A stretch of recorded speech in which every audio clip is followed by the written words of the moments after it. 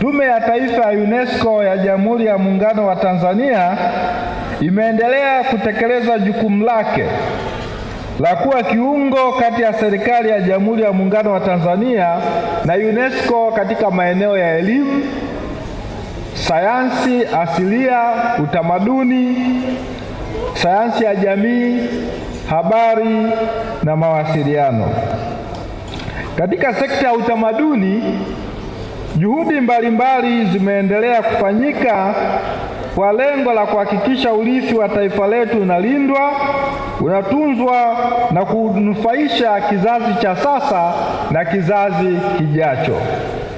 Mheshimiwa mgeni rasmi, Tanzania ni miongoni mwa mataifa yenye urithi mkubwa wa kihistoria, kiutamaduni na kimazingira duniani.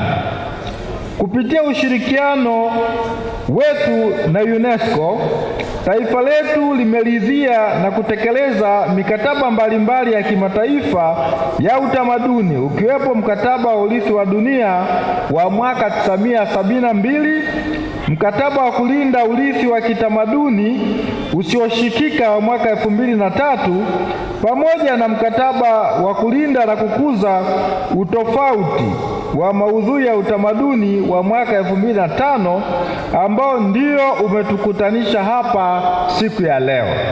Vile Tume ya Taifa ya UNESCO imeendelea kufungua fursa kwa vijana, wasanii, watafiti na wataalamu wa utamaduni kushiriki mafunzo, warsha, makongamano na programu mbalimbali za UNESCO, ambayo ni hatua iliyochangia kukuza ubunifu, kuongeza ajira katika sekta ya sanaa na kuimarisha uchumi wa ubunifu nchini.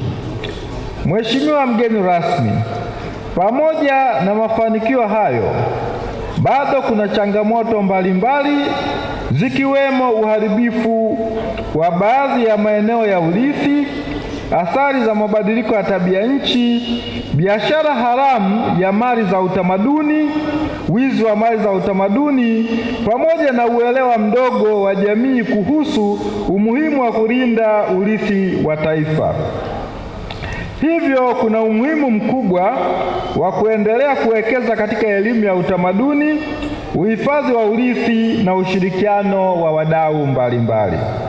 Lengo la maadhimisho haya ni pamoja na kutoa fursa kwa wadau wa sekta ya utamaduni kuendelea kudumisha upendo, umoja, mshikamano, amani kupitia siku hii ya maadhimisho ya utamaduni.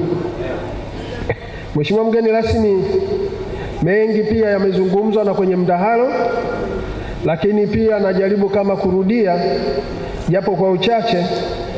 Na kama unavyofahamu Mheshimiwa mgeni rasmi, Tanzania ilianza kuadhimisha siku ya utamaduni duniani tarehe 21 mwezi Mei mwaka 2005 baada tu ya serikali kuridhia mkataba na UNESCO. Wizara hizi mbili zimekuwa zikishirikiana kuhakikisha siku pamoja na kuendeleza kuwa na mshikamano wetu kama taifa, na pia ni kwa sababu ya utamaduni wetu wa upendo, umoja, amani na utulivu.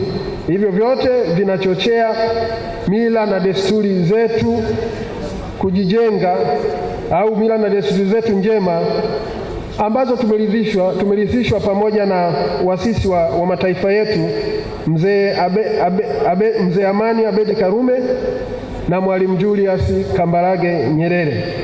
Mheshimiwa mgeni rasmi, ni kwa haraka tu naenda kwa sababu mwenye hotuba ni wewe, na mimi najaribu kuzungumza machache kuhusiana na siku, hasa na umuhimu wa siku ya leo. Na siku ya utamaduni duniani huadhimishwa takriban na mataifa yote na mataifa mengi duniani na hutoa fursa mbalimbali.